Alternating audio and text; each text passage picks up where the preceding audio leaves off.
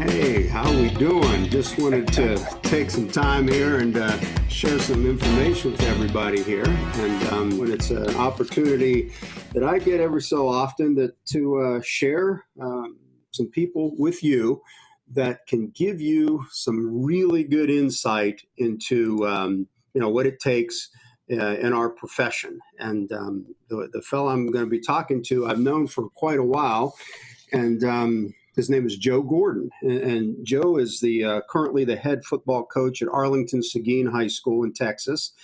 And he's got quite a background. I mean, it's very unique how he got into coaching, and I'll let him tell you that story here in a little bit. And just the success he has had at a variety of different levels. And ultimately, when you meet Joe, as you'll see here in a second, it's about culture. It's about developing an attitude that really sets you apart from other people. And he was my defensive coordinator at Bethany College in Kansas. And, I've known him as a coach, but really just known him as a person before all that stuff worked out. He was an All-American corner at Kansas State, played for Bill Snyder, was coached by Bob Stoops, was not just an All-American, but he had quite a career. And he was a lockdown corner back in the day when that's what Bob was teaching in Manhattan. And to the point where here as a junior, it says here that Joe allowed just 12 completions after lining up in man coverage 332 times. That's pretty impressive in anybody's book. And so that gives you an idea of him as a player. He went on to the Rams and then went on to NFL Europe. And with the Rhine Fire in Germany, and really got into some things into the private sector and did some training. He ran Joe Gordon sports training as well. And along the way, he just did some things that were pretty fabulous. I look at him, and to give you an idea of, just his background and what it is that he has really been able to do. And, I look at this here. So here he is. Here you go, Joe, at Mississippi College. This is you coming in as a graduate assistant in 2012. So it talks about this and, it just gives you an idea of how he got into this. And that's something I'm pretty curious about because that's not necessarily what he thought he was getting into there. He did spend time at Kansas State. I love this picture here. There's Joe returning home and really working in the recruiting aspects there as well. This was in 2010 before he got into that. And then he was also the defensive, worked as a defensive coordinator at Garden City Community College. But when I hired him to be my defensive coordinator at Bethany College. And then after that, he went down to Texas, and here he is recently. And he was named, basically the head football coach at Seguin High in Arlington. So that gives you a little something there to at least get us started in the process. And, I just wanted to introduce everybody to Coach Gordon. So how's everything going down in Texas, Joe? Hey, well, first of all, thank you so much, Coach Matsakis. Things are going well here. We're just rocking and rolling, wrapping up a school year, and excited about the opportunity to get better this summer. Well, that's fantastic. I know you're going to be doing some good things, and I want to really take you back in time. And, how did you get started in coaching? Talk me through it. Well, I think that, first and foremost, coaching is a passion, and that's one of those things that I think other people see in you before you see in yourself. And in our case, that was certainly the way it shook out. I was working in the private sector and training kids in the afternoons at a high school here in Texas that was known for, producing pretty good football players and developing good culture there at Trinity High School. So I just spent a lot of time connecting my passion with my free time, and we began to start Joe Gordon Sports Training, which allowed me to create some leadership concept classes that would attach athletics with also the opportunity for kids to learn how to become better leaders. We did that, and as that began to take off, Coach Snyder came down, was a part of one of the programs we did here at the Cowboy Stadium. And obviously, playing for Coach Snyder and him coming back to Texas, seeing the passion here in the area on a local level. He was ecstatic about some of the work that was being done. And when he returned back to coaching in 2009, he gave me the opportunity that I'll never forget to return back to my alma mater and work on his staff as director of recruitment coordinator. And that's when I began to really understand the internal workings of what it takes to become a coach at the next level, and begin to apply some of those lessons that have been learned. And from there, doors began to open, and want to just capture the opportunity to get down there and get hands-on young men.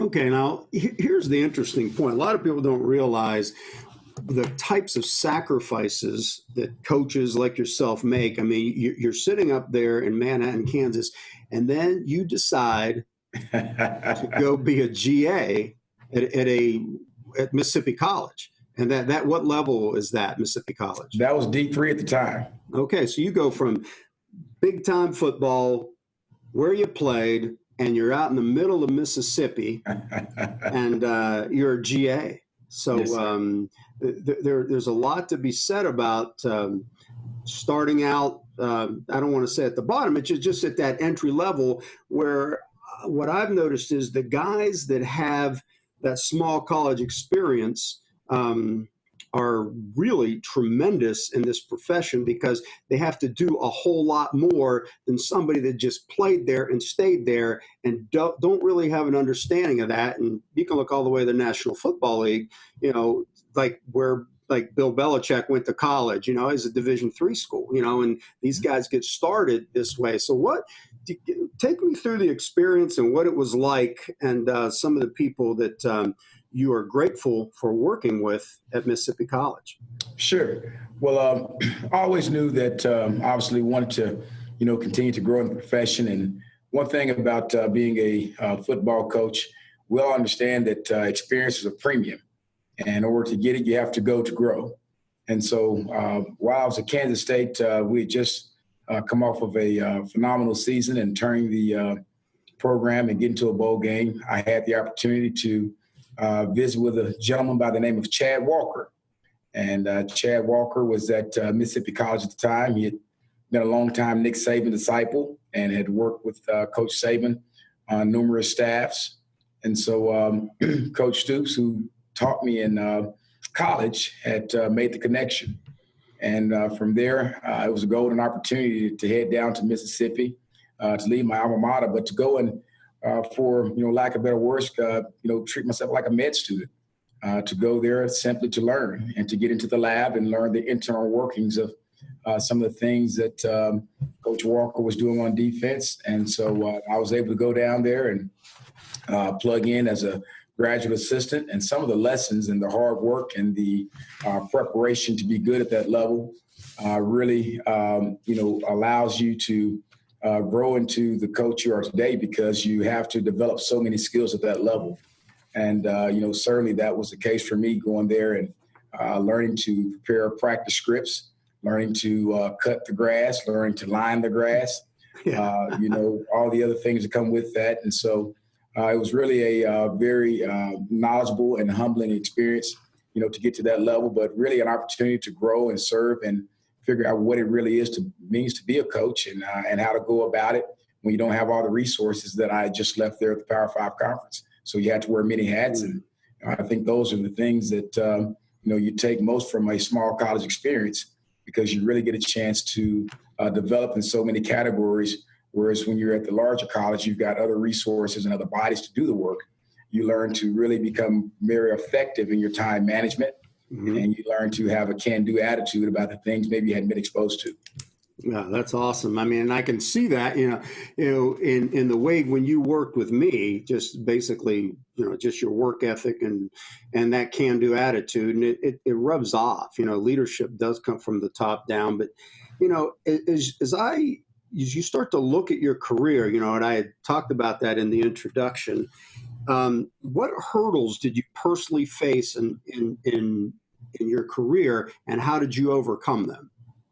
Well, I think the first hurdle that we all face when you're looking to elevate and aspire is the mental challenge from within. Can you get it done? Will the opportunity present itself?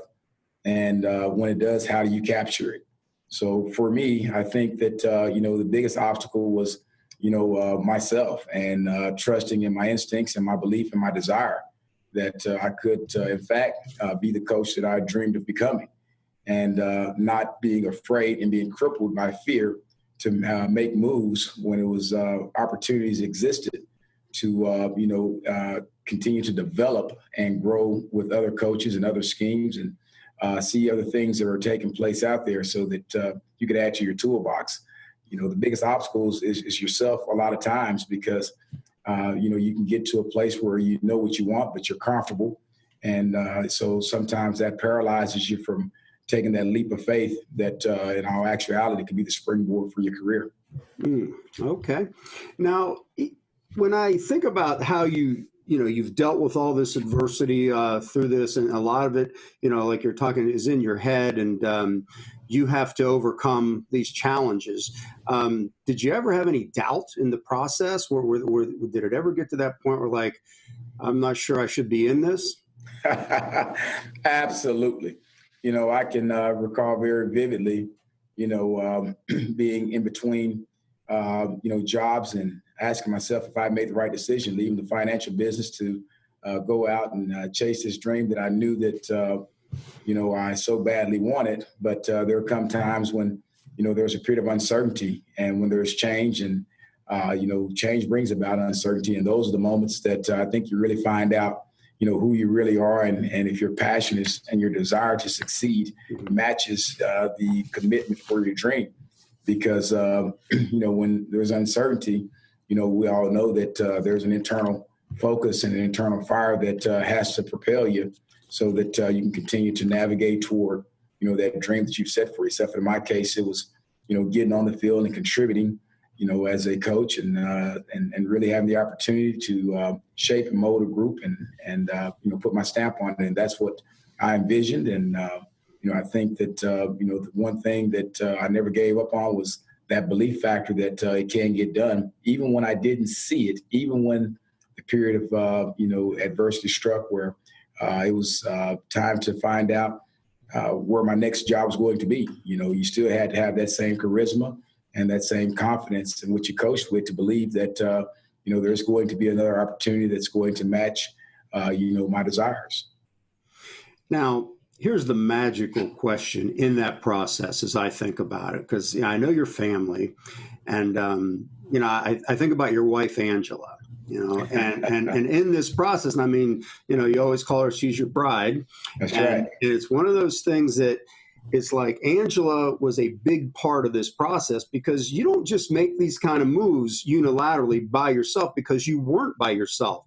And how was the support coming from your wife? Well, that's probably the most important component in coaching is, having that support from your better half. With the demands of a coach today, the hours that we spend, the number of hours we spend traveling, and then the movement that comes with it, it's really difficult to do it if you don't have that supporting cast right beside you. And so, I think that, my bride is one that, truly believes and has believed in me and my talents. She also is a very wise woman that, understands, the challenges that come with this profession. And if you want to be the best, you have to go out there and simply make it happen. And so she was willing to support me and to give me the support that I needed when it came to picking up, moving 500,000 miles away from home from time to time to, really making it in this business. There was a point in time when, I recall her own family and some of my family members suggesting that she was crazy to support me because we had moved 7 times in 5 years. Yeah. And people don't realize, that commitment and the toll that it can have on your bride and your family, having these 2 young boys. But that also is the one thing that makes you stronger, and it makes you, when you look back, you're proud of, the fact that you're able to stick with it and see the end game and keep the focus and the support from within, and support with my bride, just made that much more worthwhile. Now, you brought up your boys, and right now, I think about this sometimes because I've got Eli's going to be 6 here pretty soon. Oh my goodness. And it's funny, trying to find that a way to be there for him. So how do you as a head coach at a big high school work it out where you can be an influence, a positive influence that you are to your players, but then here's your sons out there and they need you just as bad? Well, I think that, that comes down to keeping balance in your life. And that's one of the first lessons I think that, any coach that is looking to be successful in this career path has to figure out. While, you're a coach and there are certainly very many demanding challenges on your time, the most important thing is to make sure that everything you do becomes a lifestyle, which is very inclusive of your kids and your bride. And if that means, have them up here at practices on the sidelines, coming up, having dinner and, with me and the coaches. And then for that matter, making sure that, their personal goals are important to me. So when they're making accomplishments in school, it's important and it's a priority for me to make sure it's on my calendar. And so I really, do my best to, be very inclusive and understand that I'm nothing without them and we're in this thing together. And that's how we got here together. So it's really important that, we keep that focus together and maintain a schedule in which we can control to continue to be inclusive so that my boys don't feel left out or left behind, but as a fact, they feel a part of the process and the journey, the entire ride. Yeah, I can see that. And, and you're fortunate. We're all fortunate to be in this profession. I mean, it's something that's, I think, I look back and, your career and other guys that I've had the privilege to work with over time. And I think when you go back and you think about different people you've worked with, I want to play a little game here of word association with you. Okay. I'm going to give you a name and tell me the thoughts that come to mind when it comes to this, this person. Okay. Okay. All right. So let's start off with Bob Stoops. Oh, wow. Tenacious, extremely competitive. How about Bill Snyder? Methodical, the extreme chess player that is always 3 steps ahead. Let's talk about a player maybe that somewhere you've met along the way. Who do you feel that you have seen a player exude outstanding leadership, and how did they do that? Well, that's a great question. If we're talking about some of the players that I've had the opportunity to play alongside of, I think the first one that come to mind would probably be Kevin Lockett. Kevin Lockett was a guy that, he led with his actions, his character. And I think that was most impressive, while he was able to do some phenomenal things on the field. And, his legacy still lives on at Kansas State, and not only his legacy, but through his son, Tyler Lockett, and his brother, Aaron. I think that the one thing that Kevin had was, great character, and his character was one that we all want to follow because it was one that was consistent with what he also had to say and how he went about his business. And it was one that we could all model and, take great pride in following and looking up to. Okay, awesome. All right, now because I know you and I've seen you work, I've seen you do the work. I want you to take a second and describe the process of what you go into in preparing a defense for a game in the upcoming week. Like, what are you looking at? What are the insights? Because the details you were able to bring out, I had not seen in a lot of other coaches. And so explain to our audience just what what goes in your mind. What's the process? Okay. You do? Sure. Well, I think first things first, I like to equate it to some of the military. In order to go in and do a good job, protect and serve, or to conquer or take over, one must know the enemy. And so in knowing the enemy, we must know how they think, how they respond, et cetera. So the first thing I want to do is make sure that I understand before I look at the schematic makeup of a team, I want to know what's the thought process of the offensive coordinator who's on the other side. Mm-hmm. I want to know how he thinks I need to launch myself into his mind. And so the first thing I want to do is go back and look at some of the game summary reviews and look at some of the play-by-plays. And I'll read just about every play-by-play to get a feel for who he is, how he sees it, what he likes in certain situations, certain down and distances, what zone is he comfortable, is he showing a familiar play call with, and that's just from reading. Once I've had a chance to read it, now I can go back and plug in the tape, and then we'll begin to surgically dissect them to see exactly who they are from that standpoint. And then once I know how he thinks, then I'm looking at, the tape, and I'm trying to find, is he a matchup guy, or is he just a true across-the-board schematic guy that says my scheme will win, and this is why he's calling it? Or is he calling it because he has a scheme but favors a matchup? And where is that matchup? And so once I find out where that is, and then I continue to dig deep and look up front to see if there's one side of the line, the right side or the left side, that he is favoring, or he's looking to push or slide to, or have a back work opposite. Once I identify that, now I know what gaps that we need to manipulate to force the protections that's going to give us the advantage on defense to get that one-on-one matchup that we feel gives us the advantage. And so what we want to do is handcuff the offense from that standpoint once we know who they are and how they match up and how they're protecting.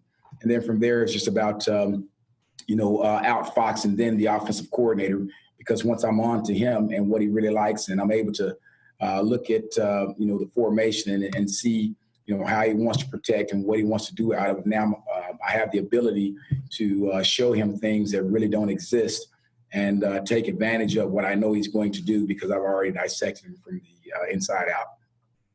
Excellent. And, I can recall the detail of the reports that, and how you had the defensive staff prepared so well for every game, and the way that it came across to the players, because those guys played with a certain attitude.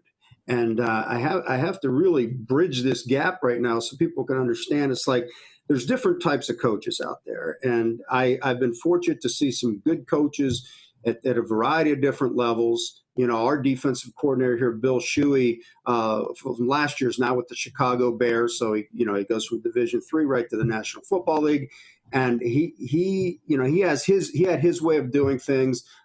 Dave Aranda, who I was with at Texas Tech, and we speak every year. He has a rather methodical way, almost like a Zen master approach to what it is he is doing to teach his defense, and that confidence that comes across. And when I think about you, Joe, it's like it's total attitude. Like you show up, and you show up and give us your best every day. And I think the players are in a position where they understand that. And really, what I'm looking at now is, I want to share with you here is this right here. Huh? That's right. And why I'm bringing this up is, this is several years ago. I found this when you wrote this post in here. Yes, sir. And you say, hey, it's a great day to get better. That's right. And, what does that mean to you? And do you still believe that's true today? Absolutely.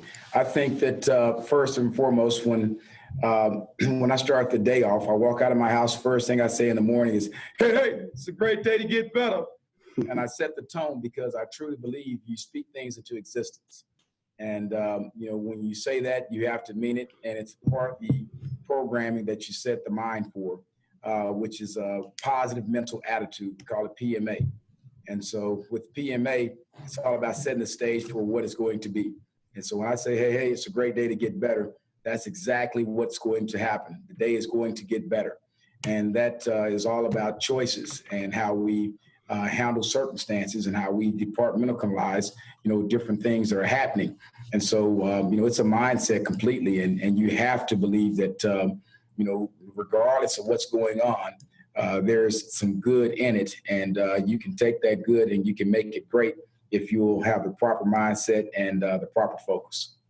Yeah, and I know just from my personal experience with you, it definitely comes across. I mean, I love it, and we've talked before about different things, and occasionally we probably don't get a chance to talk enough, but I always enjoy it when I do. And a week ago, we had been we were on the phone a little bit, and you had read basically this article here, okay, and. Oh yeah.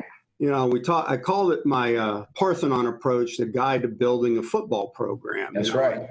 Part of it, hey, yeah, I'm Greek, so I put the Parthenon up here, and love it. Sort of built that thing out. Love it. But, we talked about Coach Snyder, and that's where I got the concept. Now, he doesn't call this the Parthenon Approach. It's working on each pillar of his program and what's important as he puts this stuff together, setting the foundation, the pillars. And then, these are some of the things that I have that I work on in the program when I'm a head coach and so forth.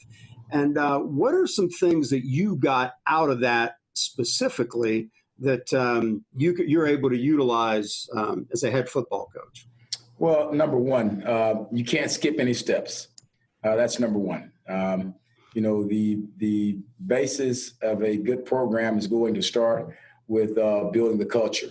And, that is a process in itself and disciplines that go with it because, without that culture piece in place the right way, you stand very little chance of sustaining anything over time, schematically or just with a good team or good players. Mm-hmm. And so I think the number one thing is making sure that when you're building that program, that your foundation is built on culture, and that culture has to be something that's routine daily with processes and what we do, how we do, and it has to have disciplines, which require you to do the same thing over and over and, stick to the script. And so when you can do those things, you can build some continuity, within your organization. And I think that, it'll become a norm in terms of the attitude and how we operate. And when you get that in place, then you really have the opportunity to continue to expand from there because you can add to it and the foundation will sustain it. Mm-hmm. Yeah, without question. And, if, I think about that because, the foundation is all about culture. It yes, really sir. Is. It's funny. I think my brother George, who actually played at, was at Kansas State and part of that so-called foundation, that's right. They got the movie out and all this. It's a pretty neat deal. And I think about the guys that played at the beginning when Coach Snyder got there. Mm-hmm. And some of the things that came to mind to me were, I remember we hired him in December. And the first thing he did was he met with the outgoing seniors of that had just played for Stan Parrish in that fall. Mm-hmm. And he wanted to know everything about them. And those guys that never played for him actually helped him build the culture. Absolutely. And I think a lot of guys that come in, they don't see that, the opportunity you have to help those, and they can help you, the people that you're coming in what can you learn from their past? Absolutely. Have you ever experienced that? Well, I think that that is the case. I think, one of the things that you want to do when you come in as a head coach, I think you want to connect. And so you want to connect the present to the past. And, you want to be able to build a bridge to get to where you want to go faster. And part of that is understanding the history. And, when you can do that, and Coach Snyder was able to do that with that foundation team and get some of those guys to share information. And that information, Coach Snyder is the best in the business at utilizing information. And he was able to connect with those guys in a sense and gather some, really important information that, perhaps maybe had a stronghold on the program and some things that needed to be revisited. And he did just that, and he did not look back. And that's kind of part of identifying and understanding, and then connecting what you know and building a plan to get better. Mm-hmm. No doubt. And, I think the other thing that, I want to share with you and just get your thoughts on this. I had read a book recently. Here, hold on. I'm going to grab it because Sure. I think it's worth taking a look at. Absolutely.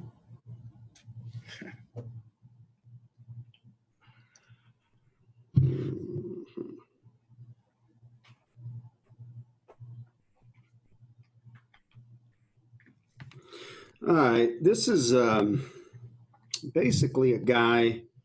I've got a few of his books, and I've had the opportunity to meet him. I don't know if you've ever heard of Jocko Willink. No. Jocko is I'll visit with him later, but he and I had the opportunity to hang out for a little bit. He actually, autographed my book, Get Some Discipline Equals Freedom, Sure. And Jocko is former Navy SEAL who led our troops in Ramadi.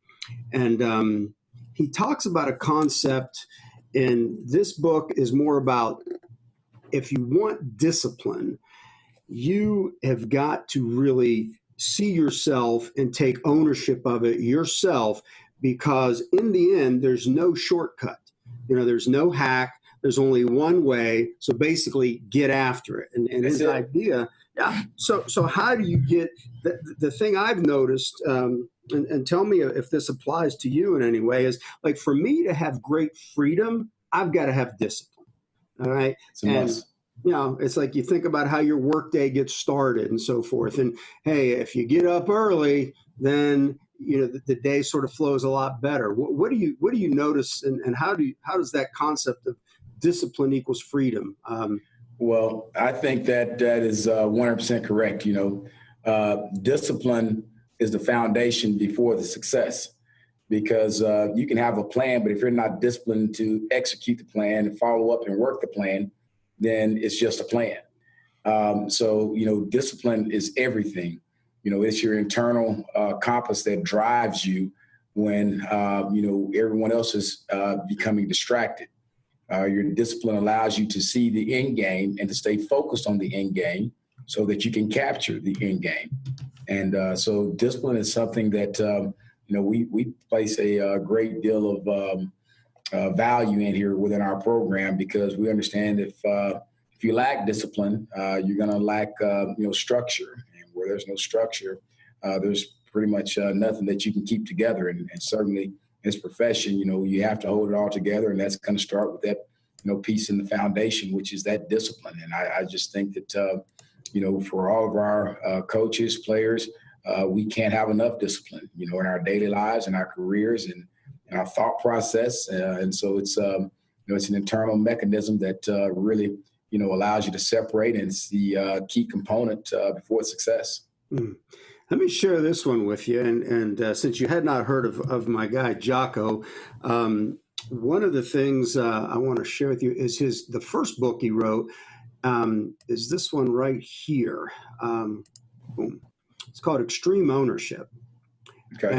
And it is something that has really given me some good insight here. Extreme Ownership is a good read, because it gives you an understanding of, look, in the end, you've got to understand one thing, that if things don't go well in your program, the buck stops with you.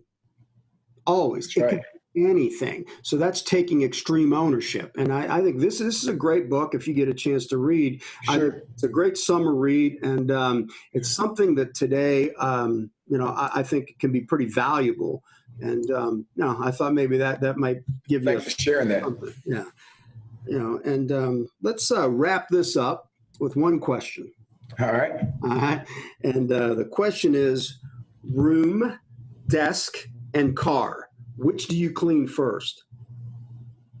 I'd have to go with probably my desk. I spend a lot of time at my desk. And so before I leave my desk, it's clean. The moment I sit at my desk, it's already clean. I begin to prep and organize for what I'm going to get accomplished.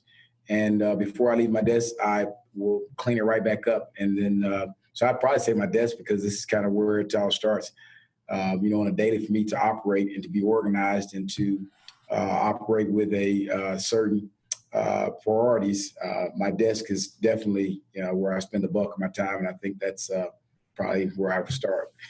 Yeah, well, Joe, I'll tell you one thing. I have enjoyed this tremendously, probably more than you'll ever realize, because when I do these types of things, it's like I learn way more from you than you can ever learn from me. So it's like it's a pleasure, and I wish you the best, to you and your family.